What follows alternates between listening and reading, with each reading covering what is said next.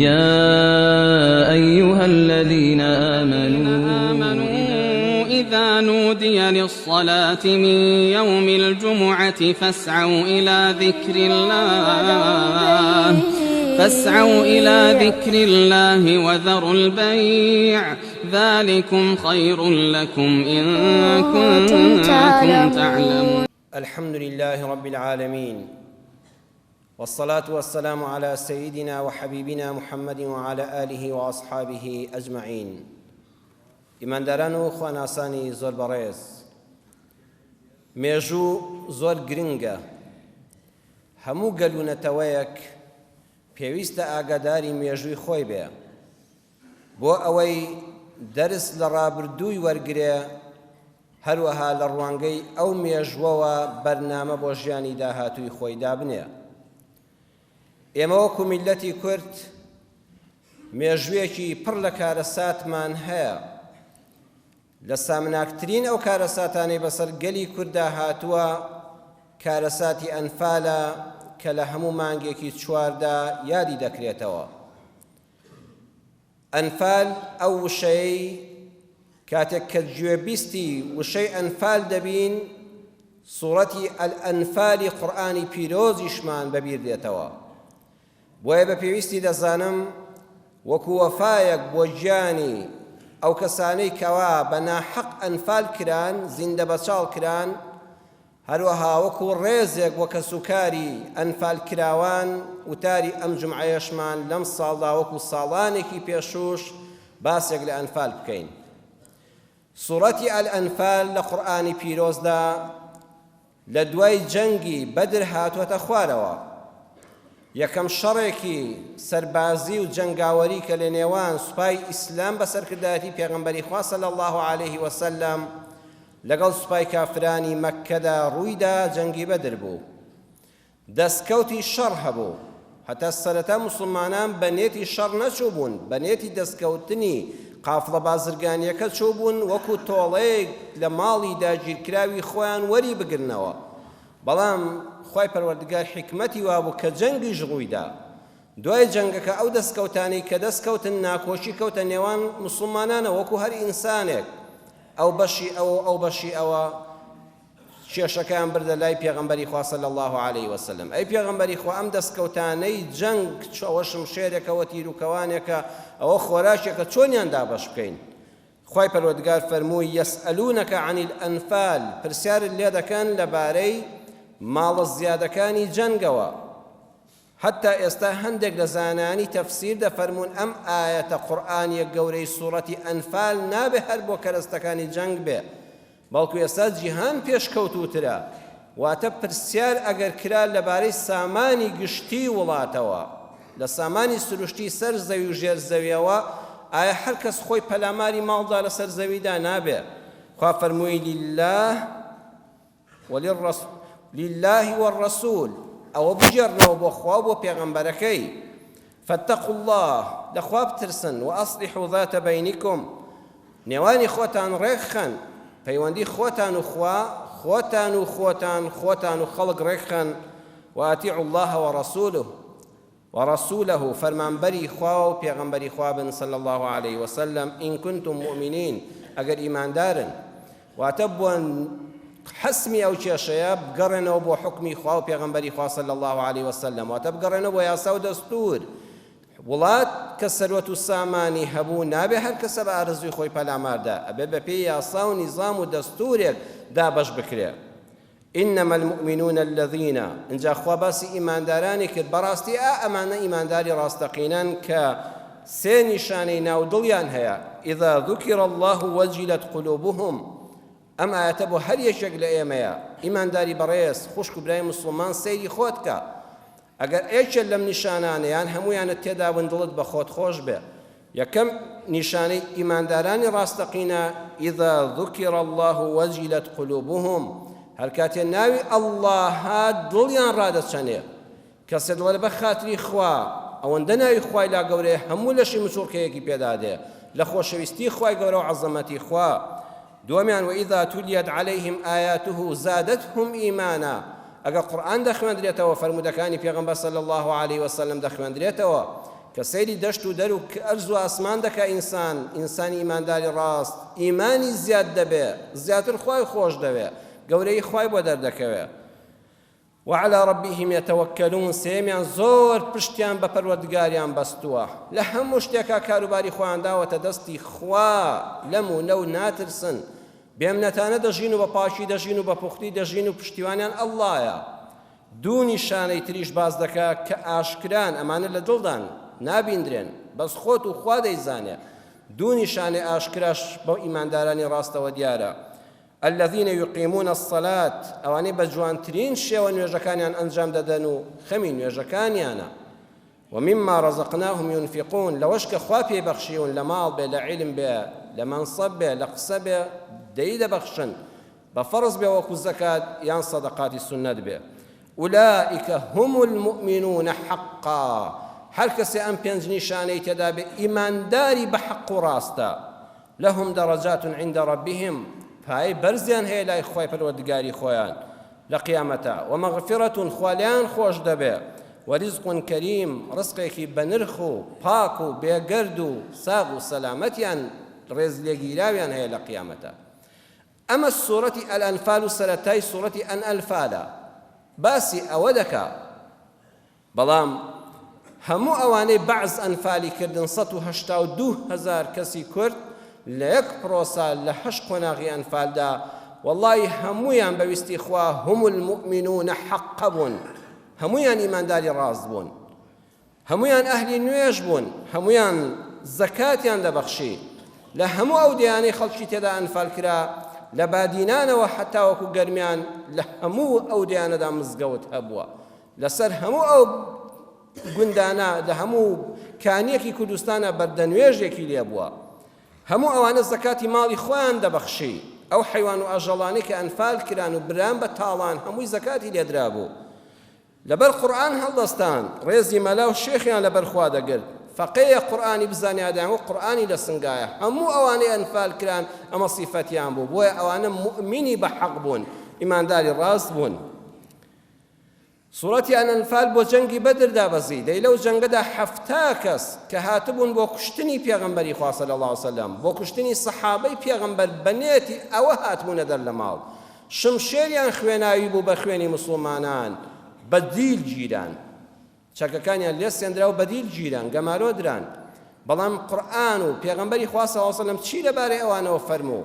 هەموو ئەو دیلانەی کە شمشێریان خوێناوی بوو بە خوێنی مسلمانان چونکە چەکیان فڕێدا و دیل کران یەک دانەشیان نەکوژرا لەو 7 کەسە یان بە پارە خۆیان کڕێەوە ئازاد کران و چوونەوە ناو ماڵ و منداڵی خۆیان یان ئەوانەی خوێندەوار بوون 10 منداڵی یان هەر یەکێک لەوانە 10 منداڵی مسلمانان فێری خوێندن و نووسینکە و ئازاد بێ یعنی بەپێی ئاەتەکانی سوورەتی ئەنفال و باسی ئەنفال بێ ئەگەر کەسێک چەکیشی بەدەست بێ کەوتە مسلمانان لە شەڕا تەسلیم بوو بەدیل خوێنی حرامە نابێ بکوژرە جارێکیکە یان بە پارە خۆی دەکڕێتەوە یان سوودێک بە مسلمانان دەگەیەنێ ئێمە لە یادی ئەنفالی ئەم ساڵدا بە پێویستم زانی 7 دەرس باس بکەم 7 وانە لە مێژووی ئەنفالمان وەربگرین وانەی یەکەم مسلمانانی کورزبانم وریابن دوژمن بە دین لێتان نەدا بە دین لێمان بدا بە دوو شت یەکەم تەفسیری هەڵە بۆ قورئان هاتچاو لێ خەڵکانێکی مسلمان تا حاڵی نەبووبوون بە شەرمەوە و سوورەتی ئەنفالیان باز دەکرد وەکو ئەنفال ڕێک باسی ئەم ئەنفالی ئێمە بکە تەفسیری هەڵە و مانای هەڵە بۆ قورئان زۆر خەتەرە تۆش بێ ئاگابی دوژمن لەو ڕێگایەوە زەفەرت پێدێنێ و ئیمانەکەت لەدەست دەدا دووەم نێتی ئەنفال ئەوە بوو دابڕینی کورد لە قورئان و لە ئیسلام بەڵام سوپاس بۆ خوای پەروەردگار کوردی وشیار و مسلمانی ئێمە هەم ئەوان پیلانانەی لە گۆڕنا هەر کە سوکاری ئەنفالەکان بوون ئێستا مزگەوت بنیاد دەنێن فەرەج یەکێکە لەو کەسانەی ئەو کاک فەرەجە یەکێک بۆ لەوانەی لە ناو گۆڕە بە کۆمەڵەکاندا هاتوۆتە دەرەوە باسی خۆی دەکا ئەڵێ دوو ڕیز دەکراین هەر دوو گەنجدایان بردینە سەر چاڵێک و زابتێکی عەسکەری لە دواوە مەخزنە فیشەکی پێوە دەناین دوانی تریان دێنە ئەوانیان فڕێدایە چاڵەکەەوە حتا چاڵەکە پڕ دەبوو دوای شۆفڵ گوڵی بەسەرا دەکرد ئەڵێ من و پورزایەکم کاتێ هاتن بۆ سارەکە دامانگرن و بمان بەنە سەر چاڵەکە یەکسە بیری خۆم کەوتەوە خێرا ئاەتل کورسیەکەم خوێند و فون کرد بە جەستەی خۆمدا وتم خوایە لەم گرفتاری ڕزگارم کەی و بەدەستی ئەمانەتیان نەچم و بچمەوە ناو ماڵ و منداڵم حیوانێکم خێری مەولودی پێغەمبەر بێ کوردی ئێمە لەو کاتەشە هەر خێری مەولودی پێغەمبەر و ئاەتل کورسی لە یاد بووە ئەو هەموو فیشەکەیان پێوە ناوە پیاوە یەک فیشێکی بەرنەکەوتووە دواتر بە زیندوێتی بە بەسەرهاتێکی درێژ یەکەم کەسەکە لە ناو گۆڕە بە کۆمەڵەکاندا هاتۆتەوە کوردستان و خەبەرەکەی هێناوەتەوە وانەی دووەم هەموو کارەساتەکانی بەسەر کووردا هاتوون سوبحانەڵڵا لە بەهاردا بوون لە مانگی 3 بەدواوە بوون تەماشاکە کاتی خۆی لە 74دا 24/4/1974 بووە کە شاری قەڵاتزێ بە فڕۆکەی سیخۆی بەعسی لێی دراوە لە چەند دەقەیەکی کەمدا لە شارێکی وەکو قەڵاتزێدا 163 کەس شەهید بووە زیاتر لە 400 کەس بریندار بووە پیاوێک بە ناوی ئەحمەد مریەم کاتێک کە ئەو تارەی سیخۆیانە لاپاڵم بەردەداتەوە بە جادەدا دەڕوا و ڕادەکا وەکو ئەو خەڵکە لە ترسی تارەکان پارچەیەک لە لاپاڵمەکان لە ملی دەدات دەست بەجێ سەری لە لاشەی جا دەکاتەوە 40 مەتر بەبێ سەر ڕای کردووە ئەمجا کەوتووە 40 مەتر بەبێ سەر ڕای کردووە ئەو چەکە قورسانە بەرامبەر بە میلەتی ئێمە بەکار هاتوون لە 24/4/76 لە 26/4/74 کارەساتی قەڵاتزێ بووە لە 26/4/74 بە لاپاڵم ڕژێمی بەعسی لە شاری هەڵەبجەی داوە 16/3/88 بووە کە کیمیایی لە کوردستانی داوە لە هەڵەبجە دواتر لە مانگی 4 شێخ وەسەنان وانە هەموو کیمیا باران کراوە ئەنفالیش لە مانگی 4دا قیمەی لە 4/4 بوو لە 88 یعنی سەیری هەموو کارەساتەکان هەموویان گەڕانەوە بۆ مانگی بەهار بۆ مانگی 4 و 3 ئەوانە بەڵام گەورەی خوا لەوەدا دەردەکەوێت هەر ئەو ڕژێمەش لە بەهارە گۆڕ بەگۆڕ بوو ڕاپەڕینی خەڵکی کوردستان هەر لە بەهارە ڕوویدا وەکو ئەوەی پێمان بڵێ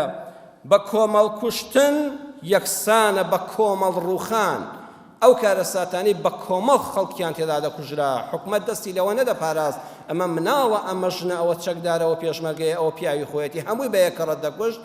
یەکسان بوو بەوەی ئەوانیش بە کۆمەڵ بڕوخێن و سەرگەردان ببن و وڵاتیان لێپاک بکرێتەوە ڕاپەڕینیش هەر لە بەهارا ڕوویدا مامۆستا غەریبی پێنجوینی لە پەخشانە شعرێکە زۆر جوان فەرموویەتی هەموو ساڵێک کە وەرزی بەهار دێتەوە کۆنەزامی هۆزی کوردان دەکولێتەوە گوڵاڵەی سوور هێمای ڕووبارێکی خوێنە و لە ئامێزی دایکی خاکە پەڕەی سووری بەهارانە دەشنێتەوە پێش 31 ساڵ سەرۆکێک بوو بە هۆلاکۆ سوپایەک بوو بە ئەژدیها و بەهارێک بوو بە پاییز و نیشتیمانێک بە سیبریا و میلەتێک لە کوورەی مەرگە توێنرایەوە دوژمنم هێندەر لە ڕەق بوو دیکتاتۆر و کەل لە شەق بوو دەیان سانسۆری سەرخستم لە 16/3/88 وەک مێشولا بە دەرمان قەڵاچۆی کردم لە دوایی لە خاک دەرکردنم دوای کیمیاوی پیاکردنم دوای گورزی دەستی پیاکێشام بۆ مردنم لەبەر چاوی هەموو دنیا زنجیری ئەنفالی ئاڵان لە گردنم دەڕاچەنە ئەی شەرەف خانی بەدلیسی مێژووی جنۆسایدی بەعز بنووسەوە با هەتا ژیان بمێنێ بۆ باسکردنم ئاگەر لێیە ئەم وشانە ئاخ و ئۆف و ئێش و ژانە قیژەی ژن و زاقەی مناڵی کەساس و نکەی پیر و ئاه و نزولەی خوشکانی حەفسەخانە بڕوانە ئەو تابلۆیانە کۆڵوانە و مشکی و جامانە فەرو پەستەشی کوردانە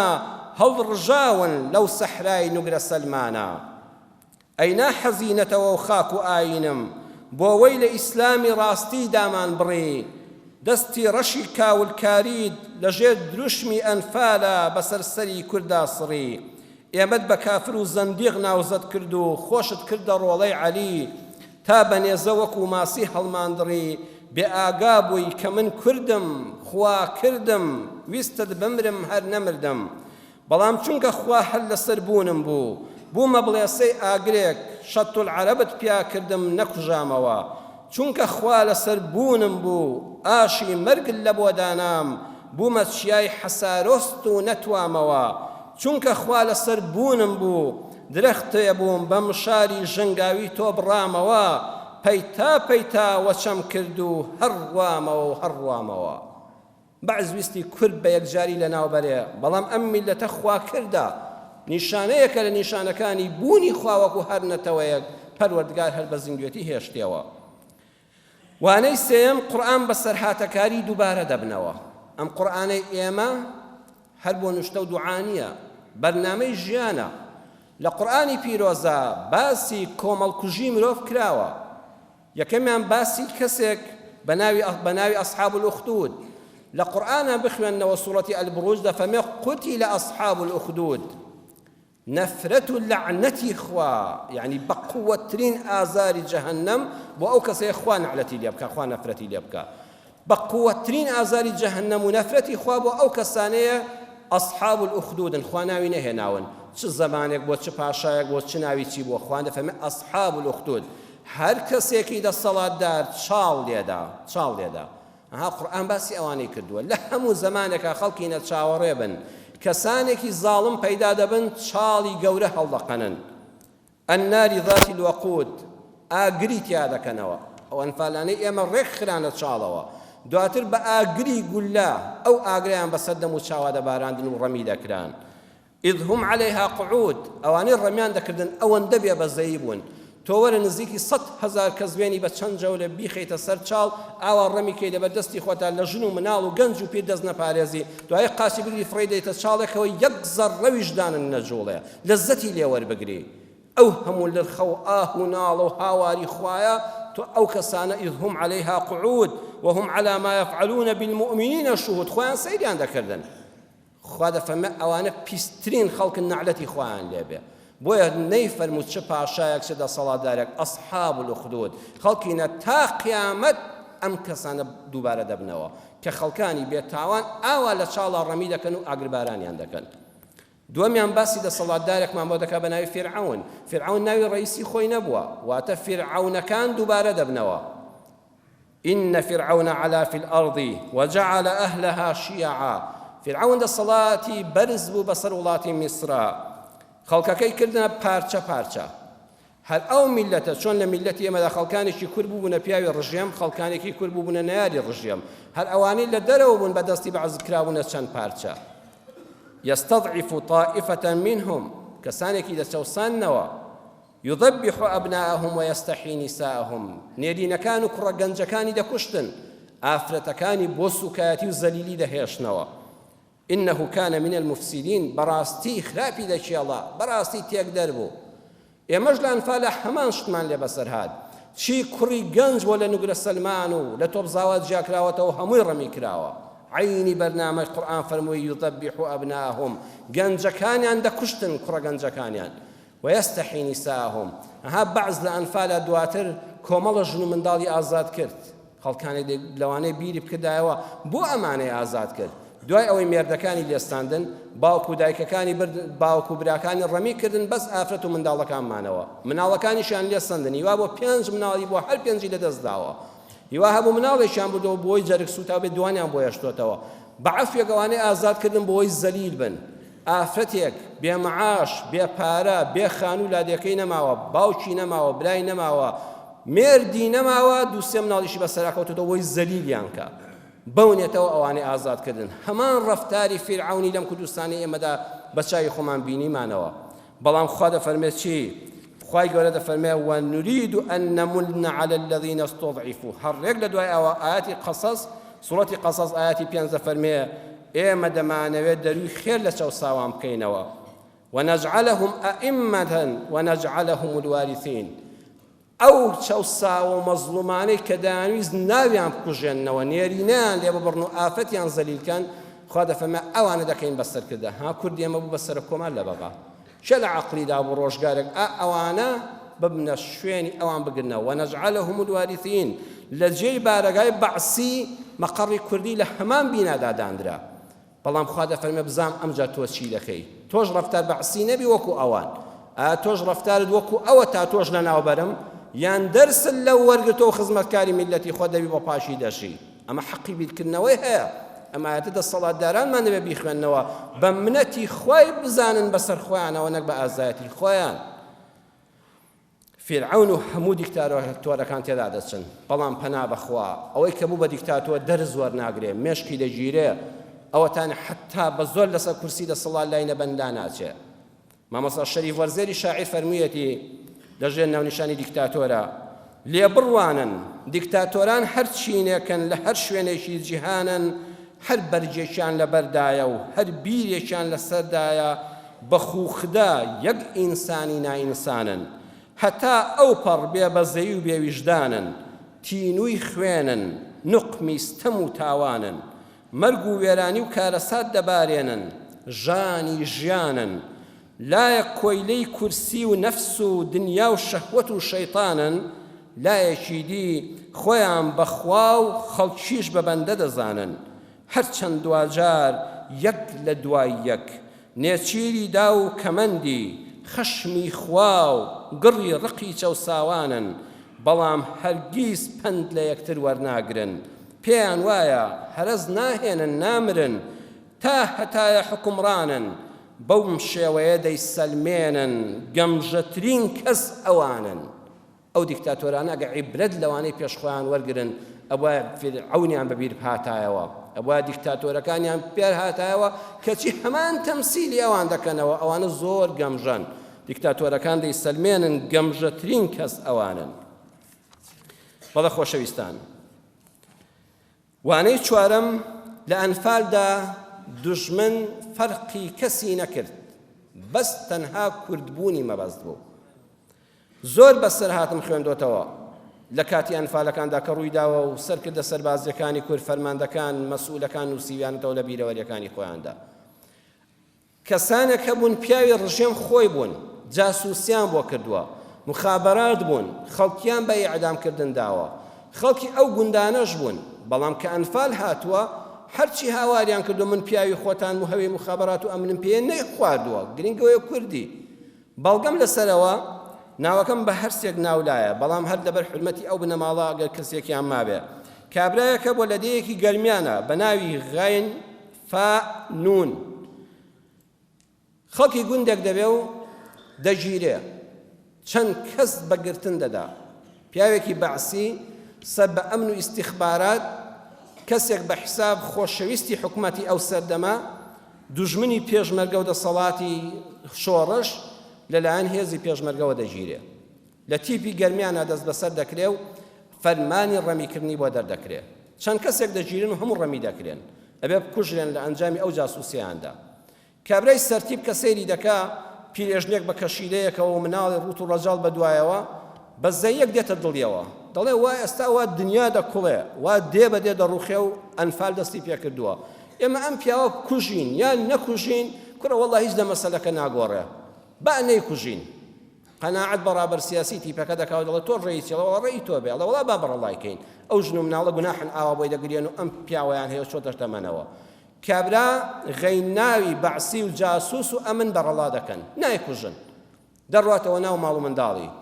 بەدلێرانە بەرەو سوپای بەعز دەڕوا، خاوەنی دوو ژن و 12 مناڵی کوڕ و کچ دەبێ، 12 مناڵی کوڕ و کشود و خێزان. بە حسابی خۆی ئەمە خزمەتکاری خۆیان بووە، ئەڵێ کاکەوە تاخەری بوو لەسەر ئێوە، ئێستا ڕەمی بکرێم، نازانم چۆن خوا ڕزگاری کردم. ئەڵێن وەرە یاڵا، ئەو لە پێش خەڵکەکەوە سواری ئیڤا دەکەن و هەموویان خۆی و ماڵ و مناڵی ئەنفال دەکرێن. هەر لێی ناپرسن چت کردووە، نەهەیە خێرەوەی کوردی. بۆیە هەر کەسێ دوژمنی نەتەوەی خۆی بێ، دوژمنی گەلی خۆی بێ، دوژمنیش ڕەحمی پێ ناکە، کە پێچایەوە هەمووی بەیەکەوە دەپێچێتەوە. ئەو پیاوە دەیان جاسووشی لەگەڵ خۆیان بردو، خۆی و دوو ژن و 12 منداڵی بێسەر و شوێن کراون و ئەنفال کران. وانەی پێنجەم، خوا لەم دنیادا حەقی ئەنفالەکانی سەندووە، هەموو ئەوانی دەستیان تێدا بووە. کابرایەکە بوو لیواڕوکن کامل ساجد الجەنابی، کامل ساجد الجەنابی لیواڕوکنی عەسکەری بوو. ئەو کەسە بوو کە سەدام پرسی پێکردن، وتی ئەم پرۆسەی لە ناوبردنی کوردە ناوبنین چی باشە، چ ناوێکی وەدا بنین؟ وتی وەڵام من قورئان دەخوێنمەوە، بە حساب پیاوێکی بەدین بوو، وتی ئەو کوردانە کافرن، با ناویان لێ بنین ئەنفال، با ئەنفالیان کەین. ئەو کامل ساجد الجەنابی لیواڕوکنە، ئەو ناوی ئەنفالی لە کوردنا. بەڵام سبحان الله هەموو 4 ساڵی نەبەر ساڵی 92 دوای پلەی بەرز کرایەوە لە عەمەلیە ئەنفالە چالاکی چاکی کرد و کوردی زۆری ژێر گەڵ کرد ئەو کوردانە کافرن بەڵام ئەو پیاوە بوو بە فەریقی ڕوکن پلەی بەرز کرایەوە لە لیوا ڕوکن بوو بە فەریقی ڕوکن بوو بە ڕاوێژکاری سەربازی سەدام لە کۆشکی کۆماریدا ئەوەندە لە سەدام نزیک بوو هەموو ڕاوێژێکی سەربازی بەو دەکرد ساڵی 92 واتەواتێک لەناو کۆشکی کۆماری دروست دەبێ کە ئینقلابێکی عەسکەری هەیە بەبێ ئەوەی ئەم پیاوە هیچی کردبێ و هیچی دڵسۆزی خۆی لەدەستدا بێ سەدام دەیگرێ و دەیهێنێ بانکی دەکەن و ژنەکەی دێنن لەبەر چاوی خۆیان فەسادی دەکەن چیان بە کورد کرد بە ژنەکەی کرایەوە لەبەر چاوی خۆیدا دواتر دایکیان بان کرد و سەریان تاشی و سوکایەتیان پێ کرد و کوشتیان ژنەکەیان کوشت دایکیان کوشت کوڕەکەی تەلەبەی کۆلێجی ئەندازیاری بوو لە جامیعە قواتی خاصە هێنا و لەبەر چاوی خۆی ڕەمیان کرد ئەمجا دوجار سەدام دەماچەکەی دەرنا خۆشی کوشت بە دەستی خۆی کوشتی ئەمجا سێ برا و بنەماڵەکەی هەموو قاچاق بوون و ڕایان کرد و بنەماڵیان هەڵوەشا و هەرچی ممتەلەکاتیان هەبوو هەمووی دەستی بەسەرا گیرا سبحان الله هەر لەم دنیادا ئەوەی ناوی لە کورنا ئەنفال بەدەستی ئەو دیکتاتۆرە بەدەستی خۆی ژنی داشی مناڵی کوڕی هەمووی لە ناوچوون هەموو ممتەلەکاتی ئەنفال کرایەوە دەستی بەسەرا گیرایەوە ئەوە خوایەکە ئەم گەردوونە دێنێ و دەبا حەق وایە ئەوەی کەوا شتێکی بەدەستە دەرسی لێ وەرگرێ هەوایە ئەو کوردانەی خۆشمان خوا نەخواستە کە دەبینین ڕۆژانە تاوان ڕوودەدا بەڕێزان جەنابەت بیر بکەوە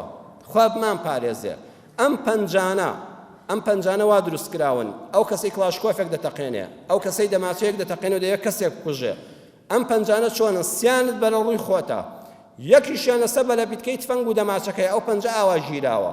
ئەو وەختەی بتەوێ بیتەقێنی دەبێت پەنجەت تەواو بکوشی سەیری کە دەست ئاوا دەکوشتێ بۆی بە چاوی ڕاست تەماشاکەی ڕێک ئاراستەکە بەرەو خۆتە ئەو وەختەی پەنجە لێکێشە ئەو پەنجەیە ڕێک لەسەر دڵی خۆتە یعنی ئەی ئەو کەسەی کەوا دەست لە بەرە بیتکەی تفەنگ و دەماچە دەکێشی بۆ کوشتنی کەسێک دڵنیا بەت ئێرەی خۆشت بەردەکەوێتەوە هەر ئەو دەستە ئاماژەیەکە ئینسان بیری لێ بکاتەوە بۆیە سیلاح ئاوا دەتەقێ ڕێک پەنجەکەت دێتە سەر دڵت چۆنت کوشت ئاوا دەکوژرێەوە ئەگە هیچ محکەمەی سەرزەویش نەبێ لە دەسەڵاتی ئاسمان ڕزگارن نابێ کامیرەکەی وا بەسەردەوەیە وە کە دەست لێکێشا بیر بکەوە دڵی خۆتت خۆش بوێ پەنجە لابە خوا ئەو پەنجەی وا دروست کردەوە بۆی بیناسی یەکسەر بزانە دڵی خۆت پێکا پێش ئەوەی ئەو بپێکی دڵی خۆت پێکاوە شەم دوو قارەمانی کورد ناو ناهێنرێن لە ئەنفالا یان ناو دەهێنرێن و من کەم ئاگام لێیە زۆر بەکەمی قارەمانی یەکەم شێخ حسێنی هەزارکانی بووە پیاوێکی خاوەنی تەشیە و خانەقا و پیاوێکی ئاینی شێخ حسێنی هەزارکانی کابرایەکی خانەدان و دۆستی شۆڕش و پێشمەرگە و خەڵکی مەزلوم و چەوساوە بووە لەبەرەوەی پیاوێکی ناودار بووە لە کاتی ئەنفالە خۆی و ماڵ و منداڵی دەژیرێن هەندێک سەرۆکجاشی خزمی کۆ دەبنەوە و بەغای لێ ئاگادار دەکەن وەڵێن ئەو پیاوە پیاوێکی بەڕێزە و خەڵکێکی زۆریشی هەیە فەرماندە سەربازیەکانی ئەمن و ئیستیخبارات قەناعەت پێ دەکەن کە ئەو پیاوە نەکوژرێ خۆی و ماڵ و منداڵی ئەنفال نەکرێ دەچن و بەمنەتەوە پێی دەڵێن ئەمری سەرومان بۆ هاتووە جەنابت و ماڵ و منداڵت ئەنفال ناکرێ فەرمو ئازاد بە بڕۆ لە چ شارێکدا دەنیشتی دانیشە و هەندێک پارەوت ئیکرامێژ وەرگرە ئەڵێ ئەی ئەو هەموو خەڵکە چی لێ دەکەن ئەڵێ وەڵڵا ئەو هەموو خەڵکە هەر خوا و سەدام خۆی دەزانێت چیان لێ دەکات ئەوانە تازە تەواو بوون ئەڵێ دەی بەخوا منیش ناڕۆم بڵێن بابە خێرا خۆت دەرکە تۆ ڕزگار بووی ئەمرێکت بۆ دەرچۆم مەمنونی خوا و سەدام بە بڕۆ خێرا خۆت ڕزگارکە ئەڵێ من ئەو خەڵکە لەگەڵ یان ناژیاوم چەند ساڵ لەگەڵ باب و باپیریان ناژیاوم یان هەموو ئەو خەڵکەی گەرمان دەبێ ڕزگار بکرێ یان مەرگم لەگەڵ مەرجیاندا بێ خۆی و ماڵ و مناڵ لەگەڵ ئەو خەڵکە ئەنفال دەکرێ ئامادە نابێ قبول بێ بەتەنیا ڕزگاری بێ بەڕاستی مەردایەتیە پیاوی ئاوا لە کووردا هەبووە شێخ حسێنی هەزارکانی کابرایەکی گەرمیانی ئامادە نەبوو خۆی و ماڵ و منداڵی ڕزگار بێ و پارە وەرگرێ لەگەڵ خەڵکەکەی خۆیان ئامادەی ناوچاڵ و ئەنفال کراوتی ئاچوو دووەمیان ئەنوەر تەیار یەکێک وە لەو گەنجانەی کە پێشمەرگە بۆ دیل کراوە و ئەنفال کراوە ئەو پیاوە پیاوێکی بەغیرەت بووە ئەو هەموو خەڵکە کوژراوە دوو ڕەمیان کردوون ئەو بیری لەوە کردوێتەوە باشە ئێمە خەڵکینا 35 نەفەری لەم سارەیە بۆکو و جوچک ڕەمیمانکەن خەڵکی ناگە کابرای زابط دەرگاکەی کردەوە بمان باتە خوارەوە با پەلاماری دەین با خۆمانی بەسەرا دەین یەک چەکمان دەستکەوێ دووسەیەکیان لێ دەکوژم ئەو کاتە بەڵکو خوا ڕەحمکا یەک کەس لە ئێمە ڕزگاری بێ ئەوە تا لەبەر چاوی لایتەکان و لەبەر چاوی خۆمانە ئەو هەموو گەنجە ئەو هەموو چاڵە دوودوو دەکوژن و فڕێ دەنەنایەوە و شۆفڵ گڵی بەسەرا دەکا ئەگەر ئێمە دەستێکی مەردایەتی و پیاوەتی بکەینەوە خوش لە پشتمان دەبێت چێ دەڵێ یەکێکمان ڕزگار نابێ ئەم دەنگ و باسە بۆ نەوەکانمان بەرێتەوە کە ئەم بیابانە بەم تاریکەشەوە لەم چۆڵەوانێدا کورچی لێ کراوە بە غیرەتی ئەوەندە هانیان دەدا پەلاماری زابتەکان دەدەن و یەکێکیان چەکەکەیان لێ دەستێن بەڵام دوای مەغزانەکەی کابرا لێ دەکاتەوە واتە چەکەکەیان دەست دەکەوێت بەڵام بەبێ فیشک دواتر ڕەمیان دەکەن بەڵام هەرچینی ئەو سارەیە وەکو بێژنگ دای دەبێژن ئاواتەکەی دێتە جێ نەک دانەیەک عوزێریش و واحید کۆچانیش و ڕەمەزانیش ڕزگاریان دەبێ بە زیندوێتی لە سارەکە دێنەوە و هەواڵەکە دێنەوە بۆ کوردستان کە ئێمە چۆن ڕەمی کراوین مناڵێکی وەکو تەیمور لە چاڵەکانە ڕزگار دەبێ بەڵێ ئەو کەسە شایانی ڕێزلێگرتنی قارەمانیەتەکەیەتی وانەی حەوتەم ڕێز و حرمەت دەبێ بژیرێ لەو نووسەرانەی کە هەوڵی باشیان هەبوو ئەنفال نانهێش بفەوتێ عارف قوربانی بە دەرەجەی یەکەم کە ژیانی ئەو کەسانی نووسیوەتەوە کە ڕۆژنامە نووسێکە ڕژیانی ئەو کەسانی نووسیوەتەوە کە لە گۆڕە بە کۆمەڵەکاندا بە زیندوێتی هاتوونە دەرەوە یەک منداڵ ڕزگاری بۆ بەناوی تەیمور سێ گەنجیش لەوانی ئەوانی کە باسمان کرد عەبدوڵڵا کەریم کە دێ بەدێ ئەو گەرمیانە لە بادینان و گەرمیان و هەمووی گەڕاوە یەک لەگەڵ کەسوکاری ئەنفال و بەسەراتەکانە چەند کتێبی گەورەی ئاوا خەبارە گەورەی هەیە عەبدوڵڵا کەریمیش جێگەی ڕێز و حورمەتە ئیسماعیل هەنارەی کە کتێبی تاقانەکانی ئەنفالی ناو دروست کردووە یەک بە تاقانەکانی ئەنفالە گەڕاوە ئەوانەی نەباوکیان دەرچۆ لە ئەنفال نەدایکیان بە تاقی تەنیا ماونەوە لەو کاتیانە خۆشی خەستەخانە بوون یاخود لە ماڵی باپیریان بوون یان هاتوون بۆ شار بۆ خوێندن تاقانەکانی ئەنفال کاک ئیسماعیل هەناریش کتێبێکی گەورەی لەسەر نووسیون فاخر تەلانی کەوا مێژووی تەلانی نووسیوەتەوە کە چەند ئەنفالی لێکراوە ئەمە پێویستە ئەم کتێبانە بەڕێزان لە مەکتەبا بخوێندرێ پێویستە تەلەڤیزۆنەکانی ئێمە ئەمە بکا بە دراما و نیشانی گەلی خۆمان بدرێ بۆ ئەوی مێژووی خۆمان لەبیر نەچێتەوە